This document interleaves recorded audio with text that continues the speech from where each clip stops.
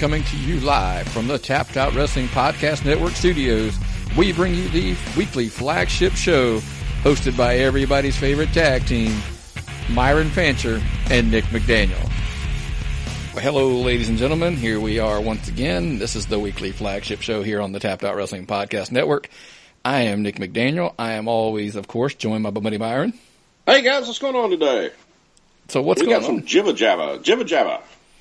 We got a lot of shit to talk about, man. That's the crazy part, man. I don't know if anything. Well, the thing is, I sit down and I'm like, God damn, what the hell are we going to talk about today? And then Nick's like, well, here's this. Oh my God. All of a sudden, I realize I've been looking at this stuff on the internet, and it's hours of material. Yeah, it didn't look like a lot when you first think about it, but once you actually started writing it all down, I was like, holy, there's a whole bunch of stuff to talk about. Wrestling's a busy thing these days. Yeah, well, man, let's get a couple house cleaning notes out of the way first and foremost. I did want to go ahead and say, hey, we heard the big news. Mick Foley tweeted out that apparently he was getting his knee replacement surgery on the September 11th. I didn't even know that. I knew he had a hip problem. I didn't know he had a knee problem too. I mean, it's only fair to assume, but yeah. Well, he had the hip replacement surgery a while back, and now he's doing the old knee. I guess that the knees have paid the price too. So, oh God, yeah. But I always joked about it when he was taking those bumps into the ring steps. Where he'd run and go and hit and flip over the ring steps. I was like, that can't be good for his knees, and apparently we were correct. It wasn't good for his knees. Yes, sir. So, but the other one is we wanted to wish him the best. Obviously, that was kind of why we brought that up. We also want to say it's good to see the Nature Boy seems to be he seems to be doing better, yes. Doing well enough to fire manager, so yeah, yes. So he's got to be pretty healthy, I guess. He's getting back in business, the man. How about that shirt, man? Is that shirt money or what? That shirt's money. I'm surprised. I'm really, really surprised that that's not the best shirt in the world right now. Yeah. Man, that's awesome. Yeah, I can't. And while we're on the health, man, got out of order here a little bit. Apparently, Big Show, it's yes. Going to have some surgery. Looks like they said September 29th. I think it was supposed to be originally like this week, but with Hurricane Irma, and we all felt the wrath of that. And our thoughts and go out to everybody that was affected. We still got that. A lot of people that don't have power here. Yeah, here in Georgia, it was that's rough. mind blowing. Key West was devastated from everything we saw, and and of course, I've got family in Florida, Fort Pierce and Ocala. My dad lives down there. Our buddies, let's give them a shout out. A couple of Marks, they're down there as well. Yeah. But apparently they're doing really well. Oh, that's good to hear. Yeah. So that's good to hear. But we're still doing some cleaning around here, believe it or not, even all the way up in Metro Atlanta. I've got some yard work to do to clean up all these leaves and limbs, and we never actually lost power for more than like 10 minutes. But like I said, we digress. That was like I said, we were thinking about everybody that was affected by it. I know it's a big, and it looks like Hurricane Jose is actually turning around again. It can't make up where it wants to go, but hopefully it's away from here. So, yes, definitely. But anyway, back to the Big Show. So the scheduled surgery was moved to the 29th. And it was, apparently it was an issue that was going to be addressed at some point anyway. But apparently that beating that those two put on each other in a cage the prior Monday between him and Braun Strowman aggravated it. And now he, has to go ahead and get it done. So speedy recovery. I know his contract's, I think, up and around WrestleMania time, isn't it? Yeah, man. Might as well ride it while you're still on contract. I hate to sound like that, but you're getting paid, so why don't you just go ahead and get all your surgery done while you're on the roster? Yeah, well, he's hopefully going to have one more good run in him as we go into, of course. I think Show will not be the kind of guy who's ever really that far outside of wrestling.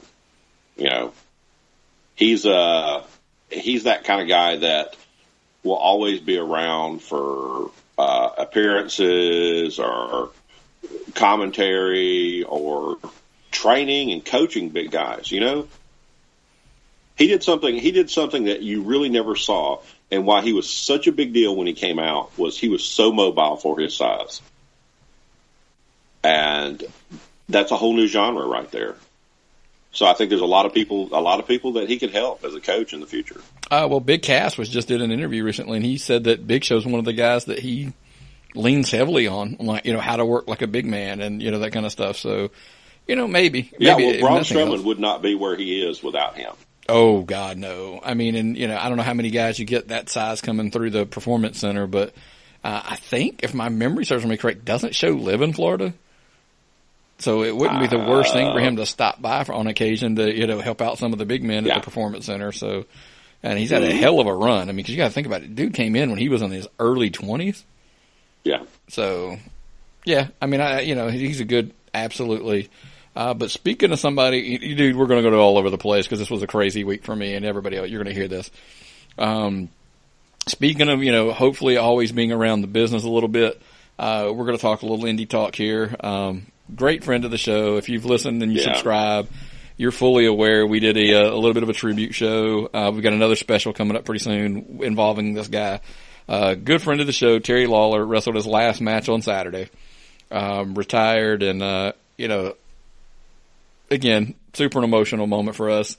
Because the guy's, he's been great to us, and we pointed all that out. If you did not hear that tribute episode, go back and listen to it. It was Saturday's episode, whatever that day is, in the archives, and then, definitely check that out. It was a pretty cool thing to be involved in. But dude, it was, I don't know what else to tell you other than it was awesome to be there in person. And I wish you would have got to go with me, but I know you were at Southern Fried with me on Thursday. I got the second to last show. I could not get out of work to go to this one. And I'll even turn up thinking about it. Yeah, I cried a little bit. Not, like I said, I have not known Terry as long as you have or been there as long as a lot of you people have known Terry. But he has been so nice to me. Never hesitated to stop and talk to me. Even when he didn't even know me that well. Even when, we were just hanging out or I was following Nick around, Terry always stopped and talked to me. Whether I saw him at SCI, he made a point to talk to me. Just the nicest guy. I mean, we've met a lot of nice people since we've been doing this, but he's the nicest. I mean, by far the nicest guy I've ever met. Maybe even in the real world. Oh, yeah. Not just the wrestling world. That's the beauty of it, is that his kindness strolls out into, the real world, as we like to call it. And that's why there's nobody that we've ever passed in this business that has a bad word to say about the guy. No. And, it's easy to find people that have good things to say about him, obviously. But hey, you know what? Hopefully, as we've knocked around a little bit, it won't be the last time you hear that name on our network. So we will, see where that goes. But, the other news buzzing around, the reason I wanted to talk a little bit about the indie stuff is, and it's one of the reasons I always tell people you should go to your local indie show. Yeah. Support never miss indie an wrestling. Because of two things. The big news, obviously, that came out is, in Cornelia, Georgia, NWA Wildside, this small promotion up in the North Georgia area, did a reunion show. And who shows up, man? Cue it up. AJ Styles. Yeah, I mean, there's video. I shared it. Obviously, I'm not taking credit for the video because we were at Terry's show, or so I missed this show. But AJ Styles comes out because NWA Wildside, North Georgia, the wrestling was where he got his start, and so he comes out, gives a little speech, and and one of the things that I really wanted to push that he said was, support your local wrestling because you never know where the next Stone Cold, the next Rock, the next, AJ Styles comes from. Mm-hmm. If you're at your local indie show, you're probably watching him. Yeah. And guys like Seth Rollins and, Dean Ambrose and so forth, I mean, we knock them a lot, here and there, but those guys started at an indie show somewhere. Mostly. Let's be honest, mostly. There is your Roman Reigns exception to the rule who, jumped straight, Randy Orton, who jumped straight in, to the WWE, system and has gone on. But that's not typically the case. There were nights that, John Cena, heaven forbid, people forget he started in a small promotion in California. Yep. Samoa Joe was there with him. So, as much as people like to, I know it seems to be, it's not as popular as it used to be, but there, a lot of people will get onto Twitter and bash indie wrestling and say it's not as good as WWE, et cetera, et cetera. Or you want to bash, I mean, let's be blunt. You want to bash Global Force. You want to blast Ring of Honor, because it's not WWE.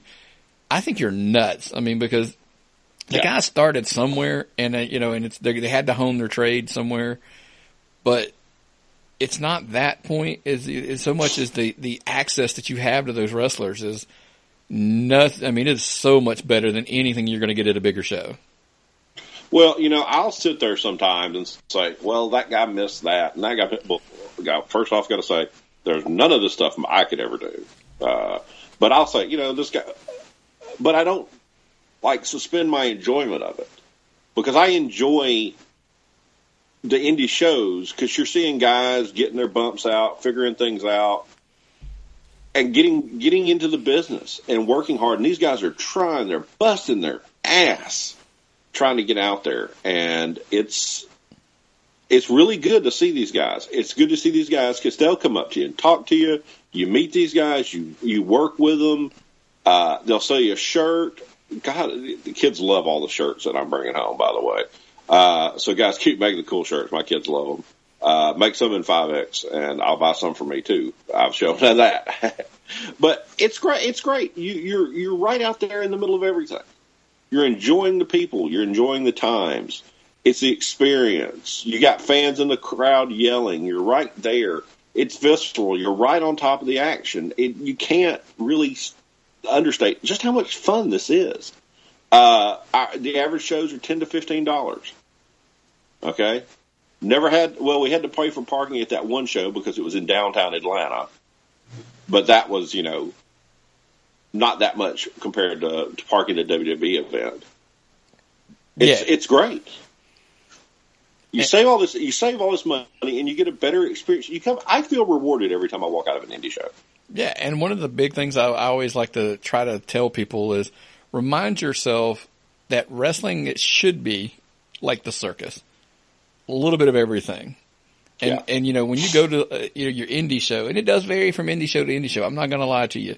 There are some indie shows we've gone to where I felt like every match was the same. Yeah. When they get hung up on that strong style, they're, all wanting to basically get in there and beat the hell out of each other and stuff. Mm-hmm. And that's cool if that's one or two of the matches. But you know what? I mean, throw me in a little bit of a, entertainment. Like, I'll go ahead and one of the funnest things that we see on a regular basis, because we go to their shows pretty regularly, is Drew Blood and JB Enterprises. That old kind of, heel character, yes. But it's very character driven versus, and then, but on that same card, we might see, Jesus, we've seen Chip Day wrestle on that card, on the other side of the Fried Show, who is the South's best kept secret, whether, it's not just a moniker. But then, you'll see Monster, you'll see, Odinson wrestling there, who's a big time name in the Southeast. I mean, yep. So, and I'm interviewing Drew tonight. I'm super psyched about that, because those are like the best conversations you get, because he understands wrestling better than anyone I've ever talked to. Like, his comprehension of what goes on in the psychology are amazing. Absolutely. So, but that goes back to, we digressed real quick there. We just we sidebarred, which is something we do very well around here. But anyway, our point was, go to your local indie show, man, because like I said, you never know who's going to show up. Mm-hmm. But then two, it's a way, because one of my favorite things to do is to sit there and watch, is go, oh man, this guy's got it. This is a guy that I think it's going to make it somewhere. Watch the crowd, watch the reactions he gets. Absolutely. See how he can get the emotion. It's I love it. Yeah. So, I love it. So anyway, so that's what, but that was all over the internet, man. It exploded the next day. It was like, I saw it on every internet, wrestling news site, whatever. AJ Styles must be a pretty good guy. Everything we hear is, is that is the case. Some stories that I've gotten that I can't share, but that there's nothing but good things that people have said about him. And hopefully in the future here, I'm going to have some of those stories that we can share on the air.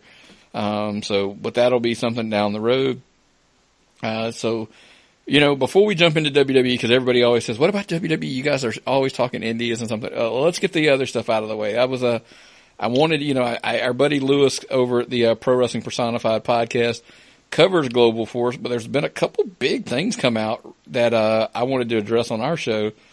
And for one of them is apparently the Rey Mysterio negotiations just have completely collapsed. Rey Mysterio is not coming. And this isn't a bash Global Force, by the way. This is just news. But the good part of that is, and the flip argument is, Alberto Del Rio is going to make his return. Rumors are it's somewhere around Bound for Glory, November 5th, somewhere in that window. So what's your take on Del Rio obviously coming back, and then Rey Mysterio apparently not coming? I might be a little hot on this one. Explain to me, is Del Rio innocent? Is Del Rio a victim? Is Del Rio a domestic abuser? It's hard to tell. But as someone who has been in a relationship with a crazy woman, an emotional, charged relationship like that, I can see how maybe Alberto didn't do anything. I'm not writing him off. I'm not saying, Alberto's innocent. I don't know that. But if he is innocent,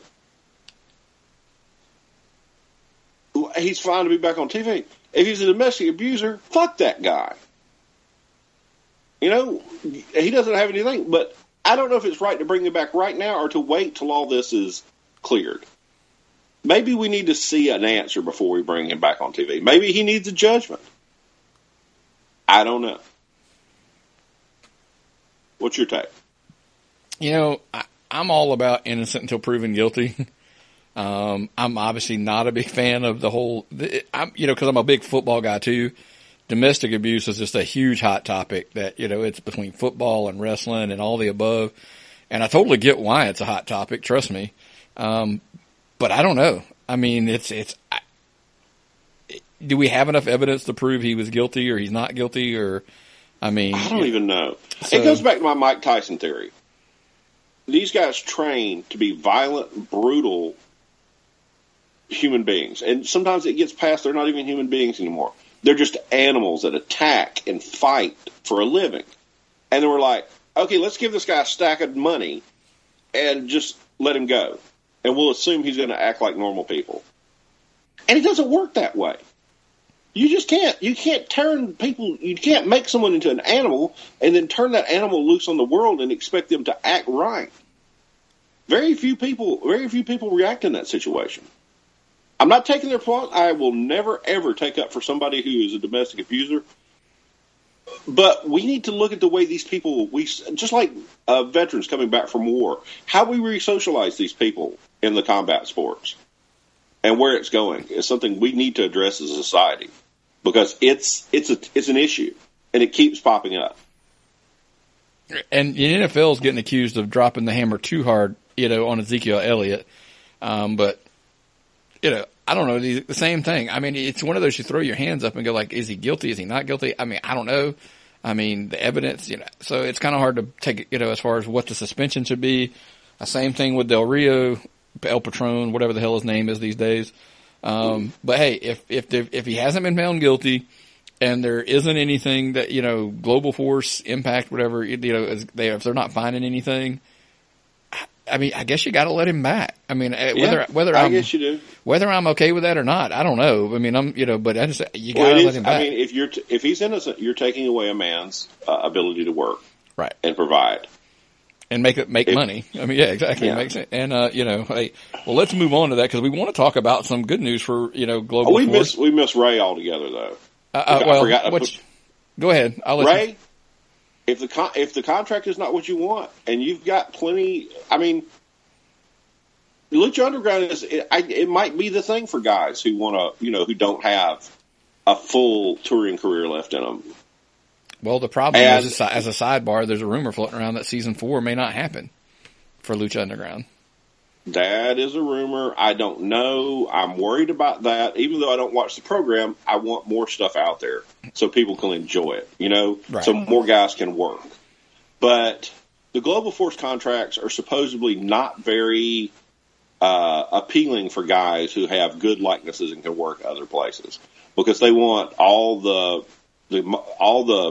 merchandise and a percentage of your work outside. And that's not a good thing. That's not going to work for a lot of guys. So I give Ray props on that. But if Lucha Underground ain't going to work, and I'm not one of these guys who wants to see guys that are past their prime continue to work. full time. I don't want to see him getting out there and getting hurt. I don't want to see him limping through for productions. Not because I dislike the guy. I just don't. There's no value in seeing somebody who has already given you their best get out there and then ruin the rest of their life to entertain you for another match. We're going to come back to that, by the way. We're going to touch that issue, and I forgot. Believe it or not, this was not in something I just thought of was not in my notes, which it should have been. Not in the notes. Oh shit! That I'm going to cover. Very, very. They had a lot of stuff in those notes. Yeah. So if it's not in the notes. Yeah, it was big too, and I can't believe I just didn't write it down. Okay. But speaking of making some money here, and we're gonna talk about some Impact Global Force news about potentially making some money. Is the Impact Wrestling Global Wrestling Network. So we talked a little bit about this off air, and I'm kind of stoked about this. Me too, and I'm going to go ahead and tell people they should be. There's a good, and we'll get into why we think you should be. First and foremost, there's going to be two tiers. There's going to be a free and then a pay tier. The free tier, this was all came out, by the way, in an interview with Ed Nordholm, whatever his name is, from Anthem. So there's, even with the pay model, there's going to be a 30-day free trial, just like WWE Network. It's going to be $7.99 a month, from what everything we're hearing. And like I said, it's good to come at a lower price point. A little bit, yeah, because then you're going to have to, because if you're the same, I think you're going to find out that people compare you apples to apples, and then you may come up short. And I don't mean that with any disrespect. The WWE library is just so much larger. So to sit there and say like, hey, we're going to offer it for $7.99, et cetera, et cetera. And what I did not see on here, by the way, was I did not see that if they're going to offer the pay-per-views on it. So that we'll find out. But anyway. Because I paid for, what's the big one last year? Bound for Glory or Slammiversary? Bound for Glory. Yeah. It was a $50 pay-per-view. Yeah, gotcha. Is what it was, wound up being. And so if they can put that out there, really is a chance for me to watch more of those pay-per-views. Right. Because I could see, was it $78, less than $100 a year to see all their pay-per-views. Right. Plus what's the other content? Well, like it's going to launch with apparently 850 to 900 hours of content, which I'm sure is primarily TNA, Impact Wrestling content. They have thousands of hours, by the way. There's thousands of hours. Yep. Like I said, with the free tier, you're going to be also able to catch the Impact episodes 10 days after they air on Pop TV. So I know it'll be 10 days. People who don't get Pop TV. Absolutely. We all know there's a huge market out there, and so for me, $7.99 is not a bad price point. I mean, because and it gives you the potential also to not even have to worry about watching these things on TV. Not have to worry about a TV contract is no longer as important when you've got a network like this. Right. Now, here's the funny part. Would you pay, and I promise I'm going to come back to the Global Force Impact, would you pay an extra $2, let's call it, a month, if Raw and SmackDown aired live on the network, WWE Network? I would pay it easily an extra $5. So you would go to $14.99 if that meant you caught Raw and SmackDown live on the app as well. Yeah. Yes. And immediately on demand like all the other shows are. Yeah. I agree with you. So the point to be into that is that's hopefully where we're going. But now here's the real kicker where me and you are really excited about it. Not that we're not excited, about the potential to see all of the, the Global Force Impact Wrestling product on there. But you're also talking about it's not going to be necessarily Impact exclusive. Mm-hmm. So Global Force, as we know, they were, trying to work partnerships with Lucha Underground, with AAA, with Noah. They've always been more friendly with some of the other, promotions. Mm-hmm. So that maybe AAA, Noah, All Japan, New Japan, there's a potential that maybe they could partner up with them a little bit and air some of the stuff on their network as well. Think about it. All your indies in one place. All your Japan in one place. You got the other shows. All of a sudden you start seeing these guys come out of the woodwork because there's a lot of really good programs we're not getting to see. Yeah. Now, that all being said, they could always head over to our friends at the Fight app. Now, that was one of the things that we were talking about off air. Is jump over, but I think they all need to play together. And, me personally, I mean, the potential's here. It's, the only reason I say they have potential is because of some of the existing partnerships they have, like with AAA, et cetera. But obviously, we're always huge, big supporters of the Fight app. The Fight app's my favorite way. I really wish people would pay more attention to that.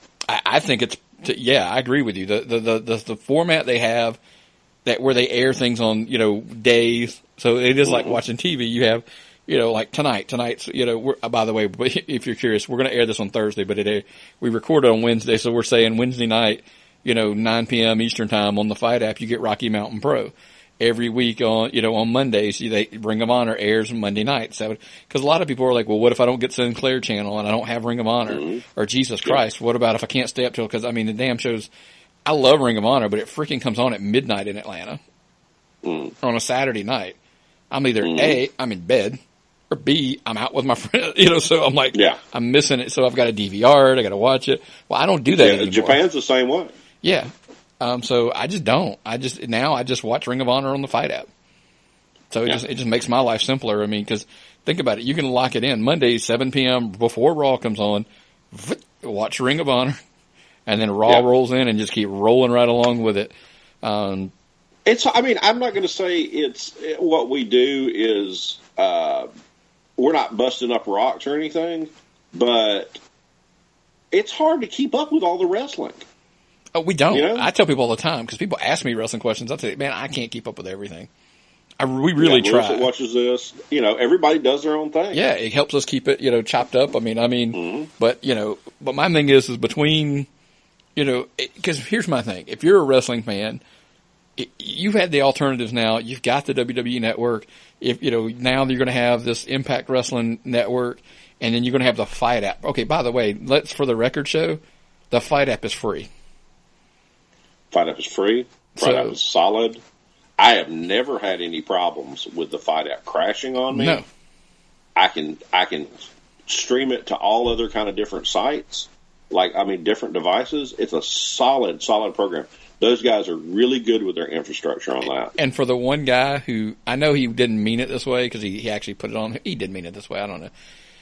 We were advertising about, there was a UFC 215.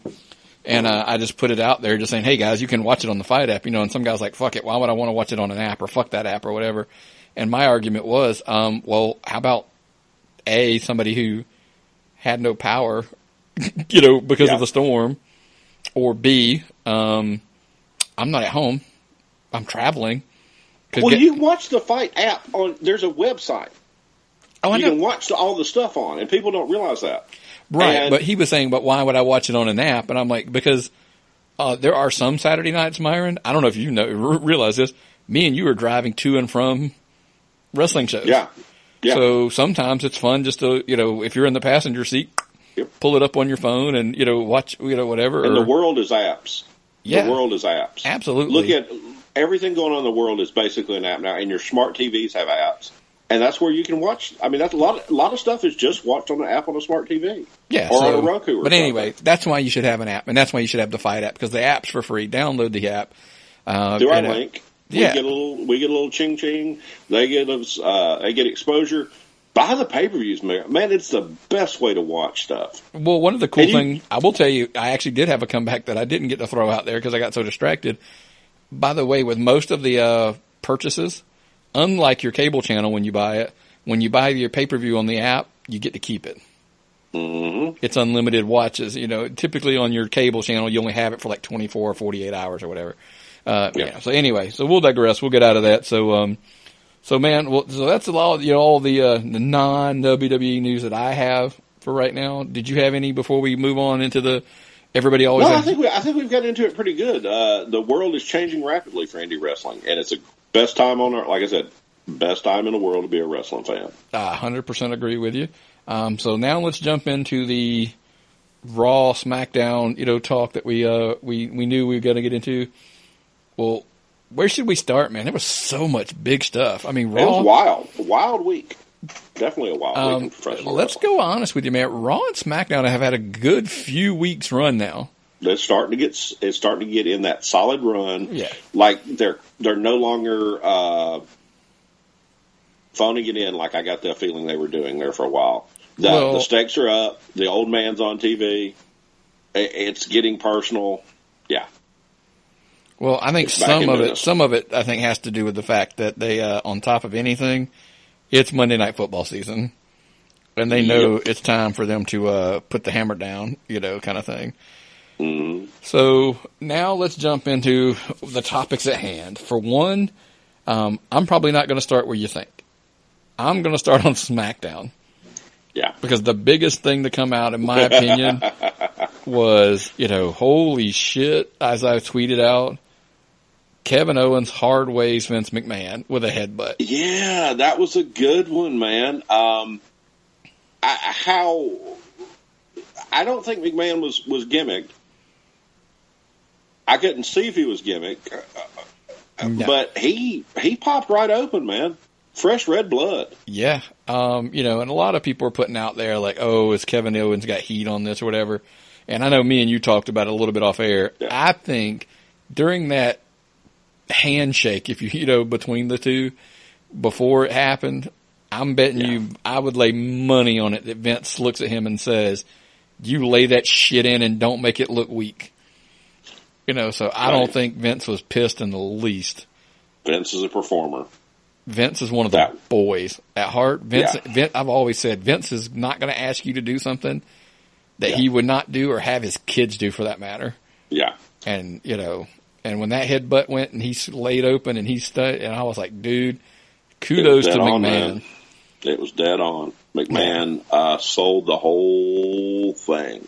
Right. And it all happened. And, he wasn't as looking as Vincey as he used to. He used to look so forceful and so strong. He wasn't looking at his best last night. He looked like he was an older man, which added to it.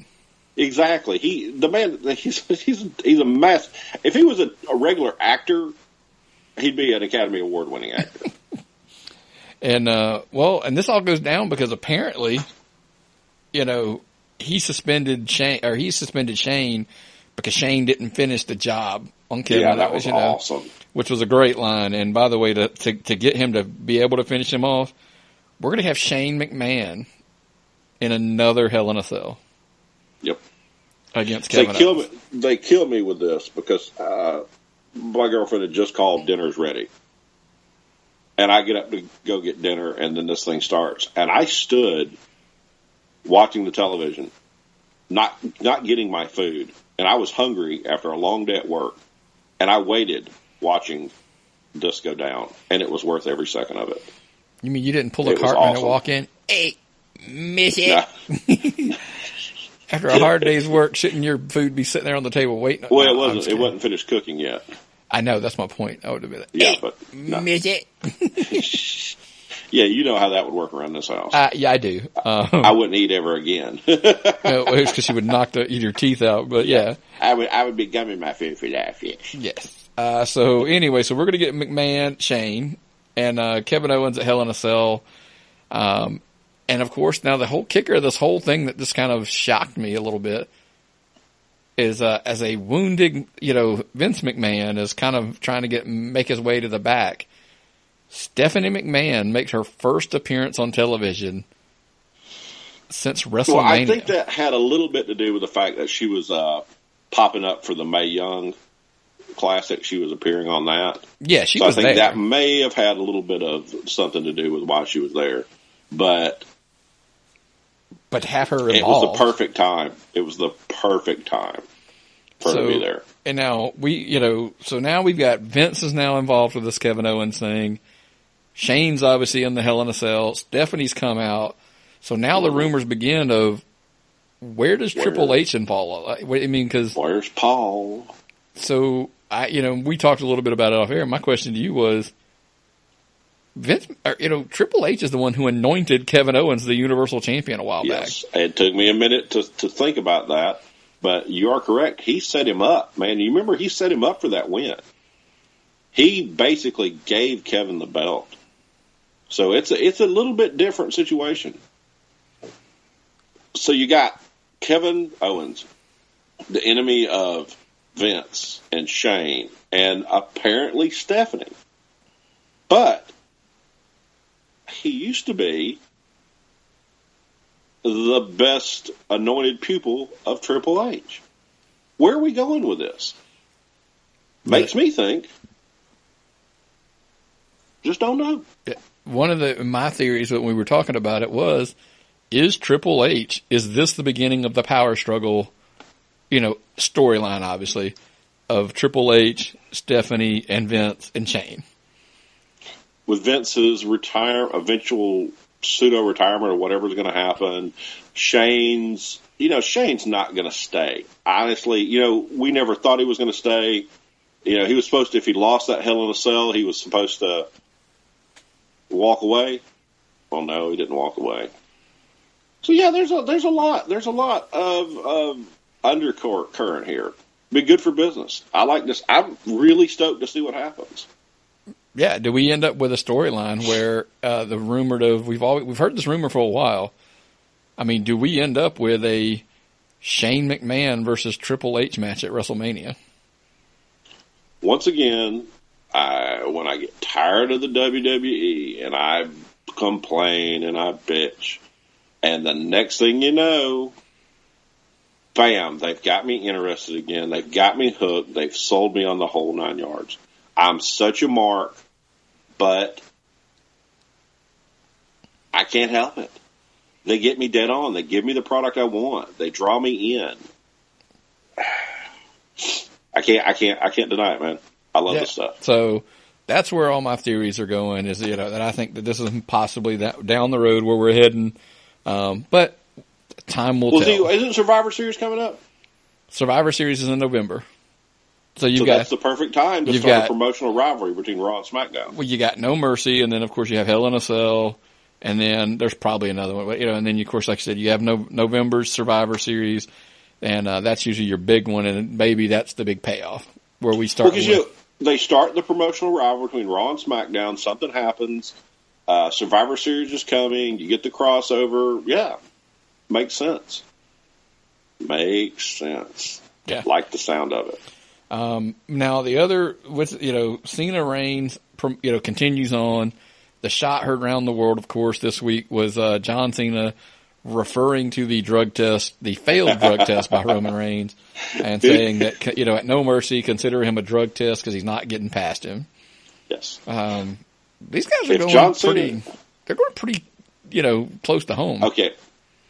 Yes, but like I said, it's like watching somebody get abused on the playground, because Cena is so much better than Reigns. Just so much better than Reigns. And then you can tell Reigns what he's got as far as comebacks is scripted. Let me ask you a question then.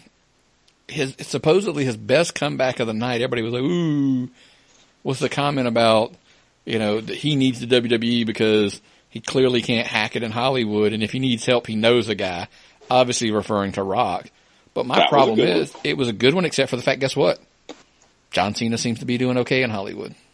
Yeah, who's The Rock? I mean, you could ask, right now, any actor and go like, would you want to be in The Rock's shoes right now? And most of regular actors would go, yes. Well, I never liked John Cena as much as I like The Rock anyway. Nothing against The Rock. I mean, nothing against Cena, but I always liked The Rock best. And I think a lot of people feel the same way. But Cena is what we've got now, and he's damn good. But I mean even making the shot at saying like John Cena seems to be doing okay in Hollywood. He just landed the Bumblebee role, for in a Transformers movie, for crying out loud. Yep. Which he's I don't know what's Roman landed. Right, but that's my point. To sit there and take a shot at him and saying like, well, he hasn't made it in Hollywood, so therefore, he could call The Rock for him if he needs him. I mean, your best shot doesn't 100% hold water, and then Cena comes back and literally takes a knife and stabs you with it about the drug test because yes, you did fail a drug test. So I mean, it's like you said, the scripted comebacks from Roman sometimes aren't even hold water, because in the original promo segment that they cut, everything he said is the same thing that everybody's bitched about Cena forever. But his delivery is so weak, and he doesn't sell it. And he's got to quit the whole. I know this is my favorite one. calling him like a bit, punk ass bitch or whatever. I'm like, dude, you've said that like 5 times at this point. You got nothing else. That's you exactly got nothing else. Exactly. And so that's my knock on it. So, but it's like you're arguing with somebody who's got nothing, and they say, "Oh, well, you're a punk ass bitch. Your mother's a whore," or something like that. Yeah, exactly. They just got nothing else to say. They go to Old Faithful, as I call it, when they can't. Like, give me this one because I got nothing else. But here's where I wanted to get. This is the note that was not in my notes, but it was in my head that I forgot. Something that I read, and I think it was the Observer. I read so much, I'm not going to lie to you. I think it's the Observer, so I'd rather give them the credit.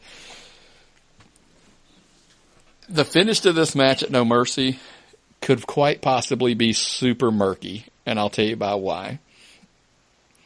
Go listen to the No Mercy, like the trailer at the very end. There's a gong. No. Rumors are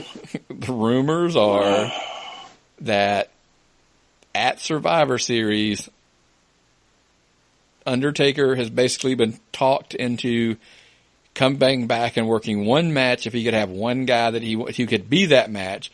And believe it or not, the match is actually John Cena. It is not a rematch with Roman Reigns.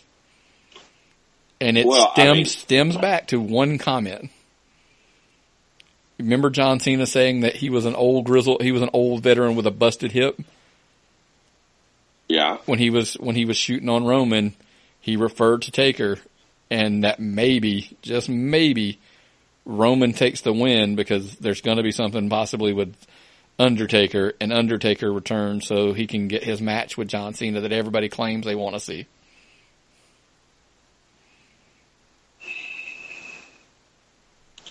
I don't know. I don't need to see Taker back. I don't want it. And it goes back to what you said earlier about seeing the guy that held on one too many matches. I don't want to see him again. I want to remember him for what he was, and because I don't know that even when he thinks he's at 100%, if he's 100% of what? He's one of the all-time greats. He had the best exit ever, in my opinion. The best exit ever in professional wrestling. Coming back cheapens his exit. And coming back, it's just, the guy, he's great. But he's injured, and he's older, and he's slower. If you can't see him at 100%, what's the point? I agree. And I love The Undertaker. I think he's iconic. And people drop the word iconic all the time. Well, Taker is iconic. And it's a mistake. It's a horrible mistake. I don't know why they would do that. I don't know why he'd do it. Yeah, but now that's just rumor and innuendo, as one show would say. So I don't know, but that rumor is floating around out there. And then, other news. So let's just move on to that, because let's just hope that's all it is. And we hope that we don't see him, make this kind of comeback. Cause like I said, he had the perfect ride off at WrestleMania. I mean, why come back? Yeah. So, but, speaking of coming back, man, so cause we're talking about John Cena and all the above and Raw. Braun Strowman freaking destroyed Brock Lesnar and Roman Reigns. He no-sold it. Did you see that no-sell? He no-sold the German. Holy shit. He popped right back up. I was in shock over that. Wow. He just... Is he the best there is right now? It's hard to say, but damn, he's sure looking like it. He's over, that's for sure. Man, that guy is over. And, that just goes to show that Roman is over, because Strowman got over beating him. Roman is over. It's not traditional over, because he's not a heel or a face. But when you beat somebody and it enhances you that much, he's over. But Strowman he's the most interesting thing going right now in wrestling. He's that guy. Oh no, absolutely. As he was putting the beating on Brock, that crowd was giving him a positive reaction, and everybody doesn't want to admit it. This dude is heading towards being one of the biggest baby faces, out there. Because like you said, he doesn't cheat. No. He just beats the hell out of everybody. He's just a monster. Is he the monster that finally lays the beast down? Well, he's being built that way, man.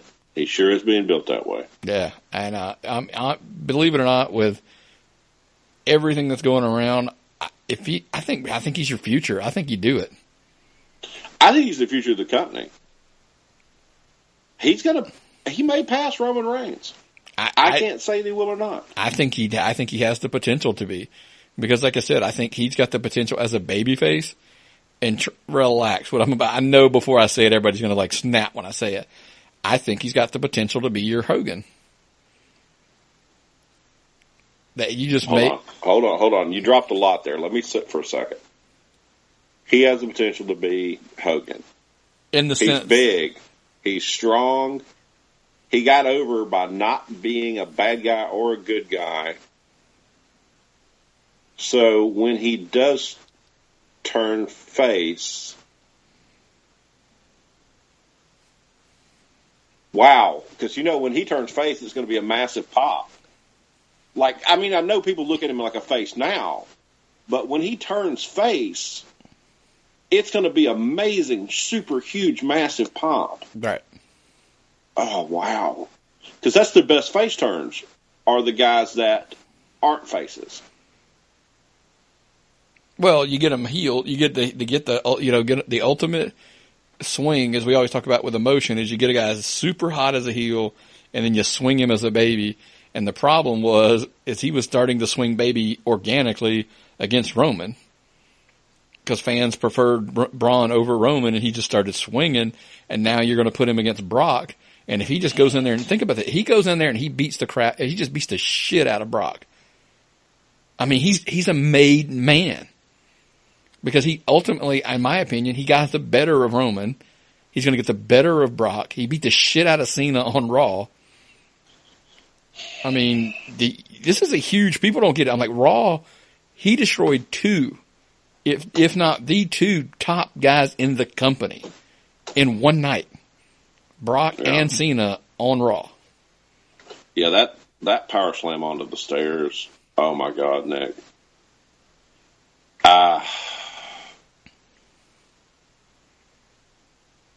He's unstoppable.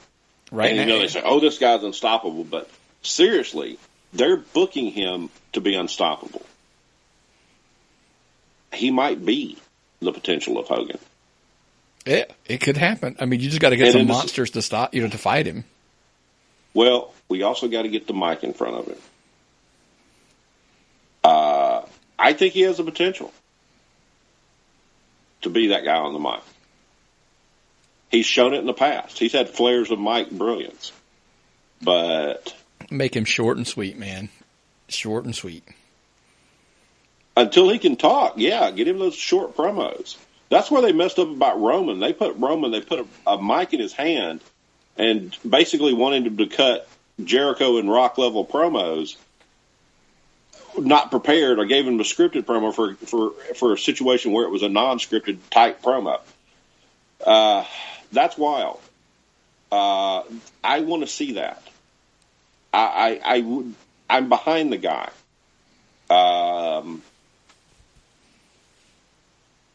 I wonder, is his merch selling? And I know that sounds weird to say. No. But if his merch is selling, they metricize they have a metric on everything. Yeah. And if merch is selling, that's an indicator, That might be something they're monitoring, and his merch may be selling, because his pop at the shows is incredible. He's the monster, man. That's all I'm going to say. Just they're being built as an unstoppable monster. But if he swings baby and they start bringing in some monsters to try to stop him, I mean, like I said, its potential's there. I mean, I think everybody's said it. Big fan of the guy. But let's move on to the next person that I think, I don't know how they're going to build this as unstoppable because she was on NXT. Asuka's coming to Raw. And apparently it's going to be around October, apparently, when the collarbone heals up. So what I've heard is they didn't send her to SmackDown because they didn't think the division was strong enough. They sent her to Raw. Now, this is all hearsay. So it might all be total crap. Because, most things in wrestling, most stories, it's hard to get rumors about a pretend business because nobody understands they're just rumors about a pretend business. People go nuts about stuff. There's a legitimate chance that they sent her to Raw because the division was stronger and they thought she could be the biggest impact there. There's a chance. I think that might be the thing. I'm fascinated by it. I'm going to give you the one. I thought of something, and I don't know if it's right or wrong. It's just my opinion. I think they sent her to Raw to keep her away from Charlotte. Oh, and once again, Nick McDaniel with the best interpretation of wrestling. You are 100% right. Because that's going to build that whole thing. Why bust your wad and put her against Charlotte right away? I agree. Let those two dominate because when Charlotte comes back, she'll go back. She'll get back into the picture again. Obviously she's been gone for a little while with everything going on, but let her come back and let her dominate on SmackDown. Let, Asuka get, work her way because clearly she's going to work her way to the top of the Raw roster and have those two just apart, dominating their two brands. And at some point, somehow, whether it's through another shakeup, another draft, or hell, if it's just a cross brand of some form or fashion, those two are going to clash at some point. Showdown at one of the cross at WrestleMania or something like that. Yeah, WrestleMania, SummerSlam, wherever the hell that, wherever it may be. I think they're on a collision course at some point. So, but I think that you're out of the gate. I just think they keep them apart from each other. That was my thought process on it. So, I just buzzed over to the WWE shop and Strowman's got more merchandise. Yeah. So, and that's always, look at Mojo, our guy. You can clearly tell they weren't planning on pushing him because they didn't release the merchandise. Yeah. And that's I think that's like, that's your indicator where you can see the pulse of what they're going to do. Because if they're going to do something big, they're going to have a shirt ready to sell. Because when they push it, you're going to buy it. Well, not to jump off, but you brought the name up just as a sidebar. This wasn't even in my notes either. I was going to ask you, Zack Ryder and Mojo, is this feud happening again? Did they kind of? I think they're slow burning this because they don't have a spot really for Mojo right now. So they're letting this feud, because once they pop the feud, Mojo's going to go. They're going to have someplace with Mojo. They're going to move him farther up the roster. They're going to put him into more storylines. They're not going to push him through a feud and then it just die. Yeah. So they'll let this build till they're ready for Mojo, and then they'll put him over. That's just my take on it. They'll put him over and then move him up into something bigger. Perfect holding place for him right now. At least he's on TV, which he was not on TV for a while. Right. The fact that he's on TV doing this means they've got some kind of plan. I hope so. I was curious on your take when you were talking about the merch. You brought his name up. Yeah. And last tidbit of information on Raw that we wanted to address: Miz and Maurice apparently are having a baby. Congratulations! Congratulations! Yes. Absolutely. And it all led to a skit where Miz got to shoot on Enzo. Miz is the best TV shooter, in my opinion, out there. Well, when you come on MizTv, there's an above-average chance that he's just going to destroy you. Well, here's the irony. He's the one who has the most credibility to say all those things to Enzo. Because he was in Enzo's shoes. Yeah, and it was very poignant. Very, very captivating the way they did that. Yes. It was great. So I thought, him taking shots at Enzo was hilarious because, like I said, Miz was that guy for a while. That people didn't like. He didn't earn his dues, blah, blah, blah. And now Enzo's that guy, and you're going to let Miz shoot on him because Miz has earned, the credibility in the locker room. So pretty cool little skit. But out of all that, I don't think Enzo's heading anywhere. Enzo's on 205 for a reason. And that kind of went back to your whole, who knows, maybe he's the savior of 205. Matter of fact, if you want to check that out, back on the Gorilla Press last week, those guys debated that whole issue. So, anywho. Well, he's either the savior or they're putting him there to bury him. Yep, I agree. I'm hoping it's the first, believe it or not, because I'm a fan of the 205 stuff. So, yeah, but I really wish that would succeed, because it's too good not to succeed. It's good quality wrestling. They just don't know how to write it yet. They're not where it should be. But it takes time. All this stuff takes time. They're trying everything, because apparently, gentleman Jack Gallagher turned heel last night. What? He partnered up with Brian Kendrick. Go ahead and watch it. It's online. I saw it. But yeah, he basically ended up turning heel. Damn. So they're going to try anything. I mean, you know what I mean? Because people love the character, but where did they go with it? Nowhere. Make him a heel, put him with Kendrick, and then, maybe something spins out of it. Who knows? So they're trying anything. So, but, two big news. I mean, from SmackDown, the big news obviously is, there's a story we're going to talk at the end, because we think we're going to tangent a lot on that one. But the big news obviously coming out was they had the 3 title matches. 2-0 happened in the women's and the U.S. title, which does not surprise me in the least, as far as titles changing hand. But in the Sin City Street Fight, the New Day capture the tag team titles from the Usos once again. Are they going to bat that back and forth? I think they're going to go back and forth and just let them rack up title, whatever, reigns between them. I mean, it's good for the Usos. I'll ask you this. Did you see my tweet? Which one? I put a tweet up during SmackDown asking, are the Usos the best pure tag team in the WWE? And it was like a resounding yes. They might be. They're a great tag team. But I mean, and I don't mean to trivialize wrestling skill, but you got to be over. They are, though. That's what I'm saying. This new gimmick is them. I think this is why it's working.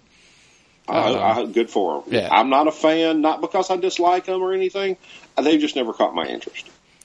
But, dude, you got to go. I mean, if you have not seen this match, go check it out, because these two teams beat the hell out of each other in this match. Chairs, kendo sticks, throwing them in the guardrails. I mean, throwing them into the tables. I mean, to the commentator's table. It was a very good match. As far as matches go, I might argue that it was the best match of the night. Wow, that's on the SmackDown card. I had to think about it for a minute, because there was, a couple, and walking a fine line, because I didn't want to say segment, because obviously the McMahon Kevin Owens segment stands out the most. But this was a really, really good match. If you haven't seen it, congratulations to the New Day, obviously, for taking the gold. And then now, man, we got to talk about this, because I knew, obviously, with what you kind of do, and then what we talked about. Baron Corbin obviously is still tangled in. He by the way, he's apparently fighting AJ Styles next week as the open challenge. That was what he, kind of gets involved at the end of the Ty Dillinger AJ match. And but I think this is a quick and easy loss because of the conversation we're about to have. Apparently, during a wrestlers only meeting or something. Dr. Joseph Maroon, who isn't he the one involved in the CM Punk lawsuit? I'm not sure. I'm not even sure at this point. That. By the way, speaking of lawsuit, the Vince lines about lawsuits fucking were hilarious. So I don't want to go back to that, but that was a classic Vince line of like, good luck. Vince doesn't lose lawsuits. So in this wrestler meeting, Dr. Joseph Maroon is having a conversation with apparently the talent, the roster, call them what you will, about CTE, concussions, etc. And our boy Baron Corbin decides that's the forum to have an argument about the cause and effects and etc. between concussions and CTEs in front of everybody. In the middle of a meeting. The whole thing. And it's been described, and again, this is from the Observer, by the way. It's being described as the argument was awkward and uncomfortable. Okay, one, you're not popular in the locker room, or you're not popular with the fans, but you're getting over because somebody's giving you a push. So why don't you stop your push and take a giant shit right in front of it? Well, it gets worse. It gets worse. It has come out that apparently within the last month or the past month or so, that Baron Corbin is involved in the class action lawsuit against the NFL. The concussion. Was he there that long? Doesn't matter. If you played, I think you can be involved if you were in there. Now, can I ask you a question? Yes. Ask me a question. We made a concerted effort, by the way, because we are now on iHeartRadio, to try to clean up our show. But this is the kind of the funny thing. He's a freaking wrestler. You were involved in a class action concussion lawsuit against the NFL, and you decided to go be a pro wrestler. There's a risk of a concussion just in case you don't know. Well, you can't quantify what happened to your brain before you started wrestling and what happened to your brain. You can't examine him now and say, yes, all this damage happened prior to his start with the WWE. That's not how that works. That's not how unless works. He already had a scan. Like, did he do a scan like right before he became a wrestler? Who knows? And then here's the problem with that. If that's the case, and the WWE, if I was WWE and I found out you had a scan right before you became a wrestler, and you're involved in a class action lawsuit against the NFL due to concussions, I don't know that I would want to work you anymore. Well, you're already proven to be okay. This isn't whistleblower type stuff. Okay, if this was a federally protected whistleblower plan where the people who reveal that they're breaking some law or doing something dangerous for a federal crime, and that person is protected and can't be fired. This is Vince McMahon's company, where the regulation is basically Vince McMahon. There's no federal concussion rules. There's recommendations put out by each sports league. Okay? Concussion protocols.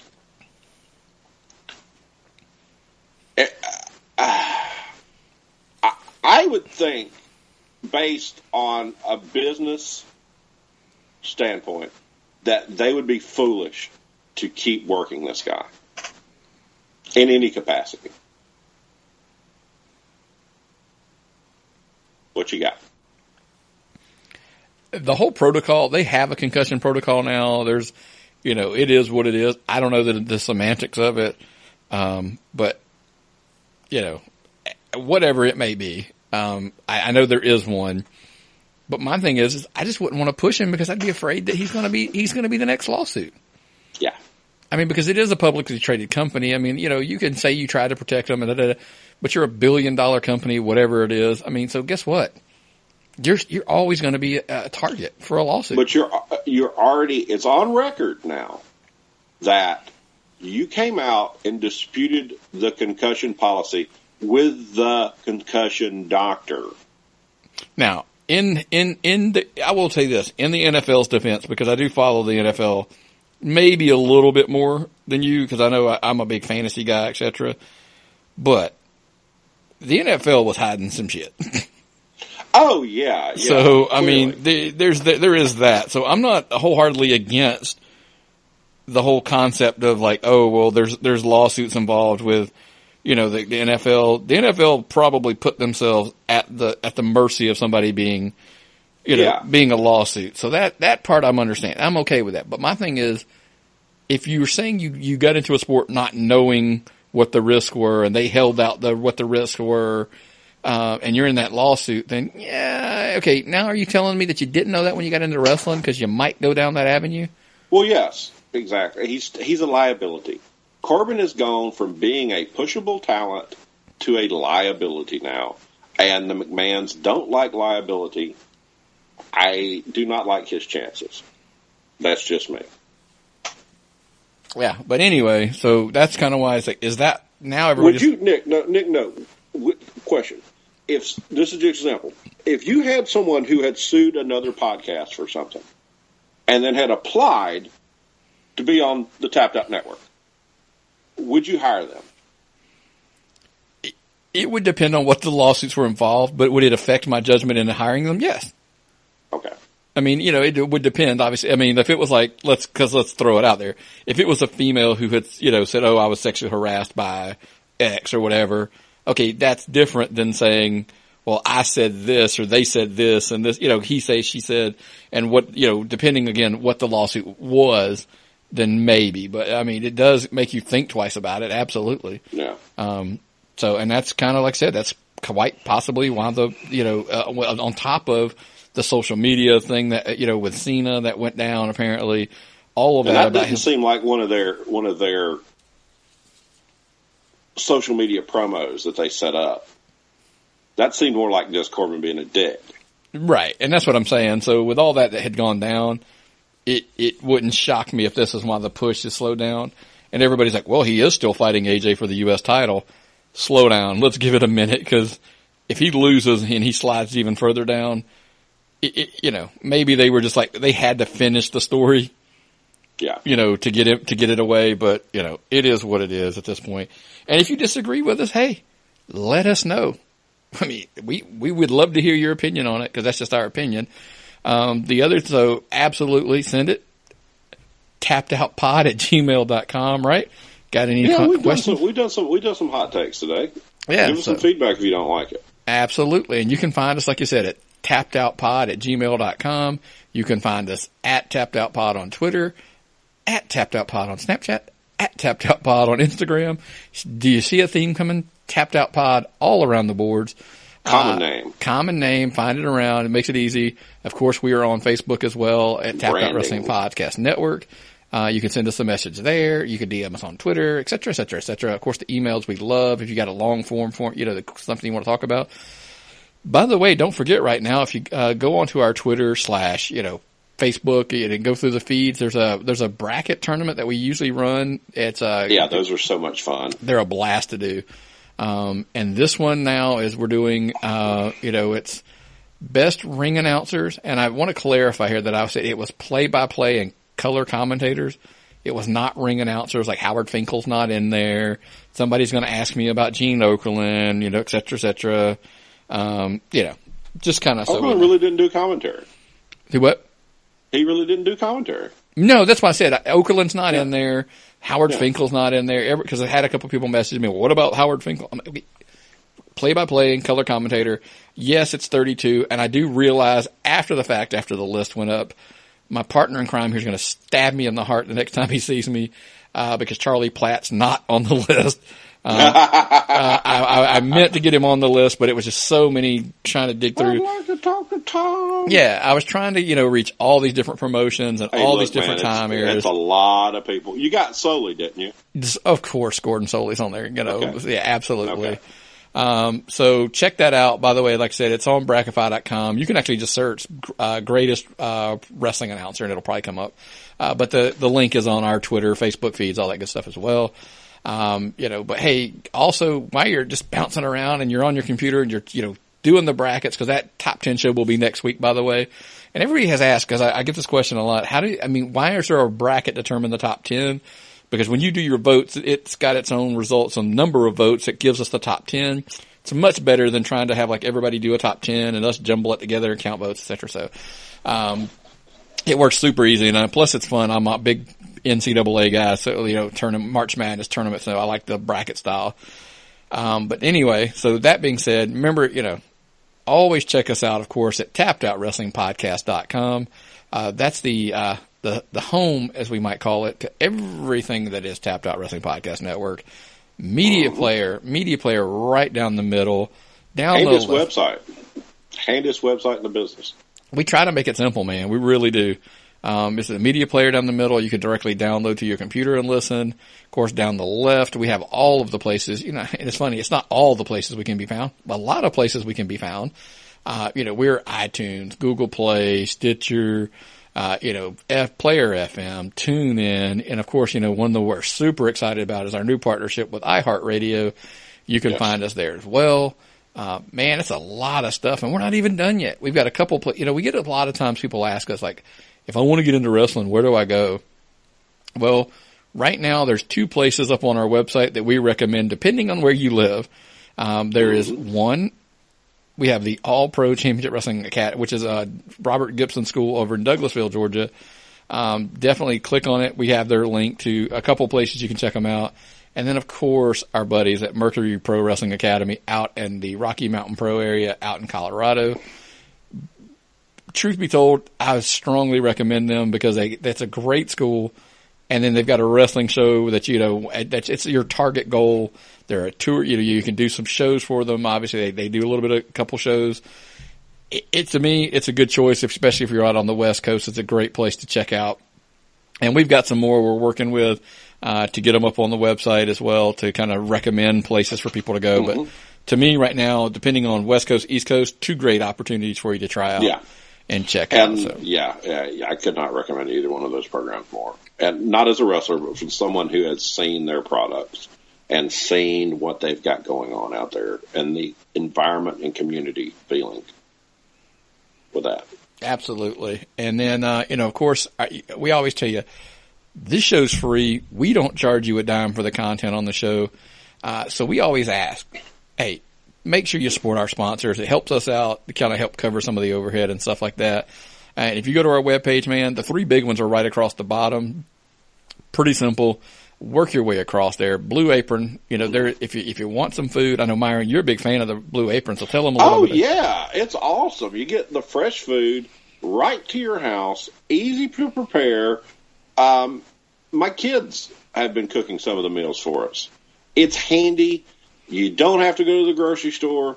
It's super, super fresh ingredients. The recipes are simple, and the recipes are delicious. Honestly, it's revolutionizing the way we prepare food here at our household and where our meals come from. I just love it. Yeah, and so check them out. There's a couple discounts that you can do for signing up, but click on our Facebook, on our page, please. Like I said, it kind of gives us a little referral fee for sending you over. But then also, man, right there, we've got our buddies at the Fight app on there. We tell you, it's a free app. It doesn't cost you a dime. Just click on our link. Make sure you use our link. 'Cause same thing. Just lets them know that we're doing our part of the, the deal that we said we'll refer people over. Click on the link, install the app. Done. Pretty simple. Bam. Yep. And then, of course, what's cool about it is you're going to get programs like Rocky Mountain Pro we just talked about, Rockstar Pro, Championship Wrestling from Hollywood, which actually is lots of women's wrestling on it. Women's wrestling. And then, of course, everybody says it's also a good way to catch Ring of Honor, good, the Impact pay-per-views as well. So it's a great little one-stop shop for indie wrestling and some of your bigger wrestling, like you say, like Ring of Honor and Impact as well. Watch it on your phone. Watch it on your desktop. Cast it to your smart TV. Damn right. It makes it super It can't simple. get any easier than that. Nope. And then, of course, we have our Amazon affiliate link. We always ask you, hey, if you're doing your Amazon purchases, just replace your Amazon.com link with ours. It doesn't cost you anything extra. Click on it, and it gives them a little referral fee to us just for helping them out. And then last but not least, ProWrestlingTees.com, and then just search Tapped Out Wrestling Podcast. We come up, believe it or not, pretty simple. And just get a shirt. Right open to everything. Yep. Shirts are great. That's another one. They make heavy-duty shirts in my size that don't tear up, that don't fade, that last through anything. It's great stuff. They're great quality products. We only put ourselves together with the best, so we can offer y'all the best. Love these guys at Pro Wrestling Tees, and they'll ship anytime, anywhere, any place. Get your stuff right there. Delivered to your home. Wonderful stuff. So totally supported. Great guys. Full range of sizes. Can't do better. And you can do it as a tank top or all that good stuff. So they got options. So anyway, so check us out over at ProWrestlingTees.com. Myron, anything else, man? Yes, I have something else I need to add. Fire away. Dolph Ziggler, if you don't do Max Moon, you ain't serious. Max Moon. And on that note, what time is it, Myron? Time to tap out.